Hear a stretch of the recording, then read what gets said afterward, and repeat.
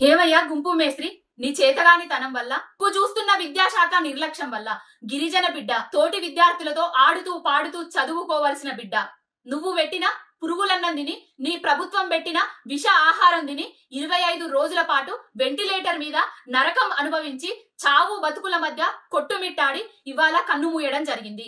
ఇది ముమ్మాటికి ప్రభుత్వం హత్య, ఇది ముమ్మాటికి రేవంత్ రెడ్డి నిర్లక్ష్యం వల్ల జరిగిన హత్య అనే చెప్పవచ్చు. ఇదే నారా ప్రజాపాలన అంటే, ఇదే నారా ఇందిరమ్మ రాజ్యం అంటే. ఇందుకే చేస్తున్నారా విజయోత్సవాలు? ఎవరి కోసం రా విజయోత్సవాలు? ఆడబిడ్డలకు అన్నం పెట్టనోడివి, ఆదానితో ఒప్పందాలు చేసుకోబడుతుంది.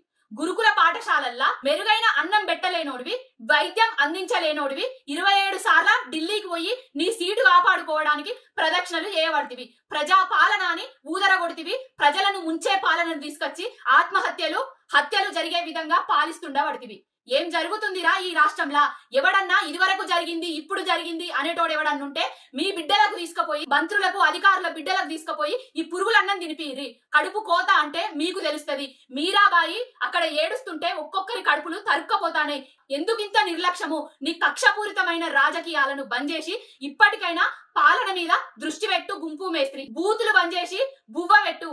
తగిన ఎక్స్గ్రేషియా కల్పించు, ఆ కుటుంబాన్ని ఆదుకో.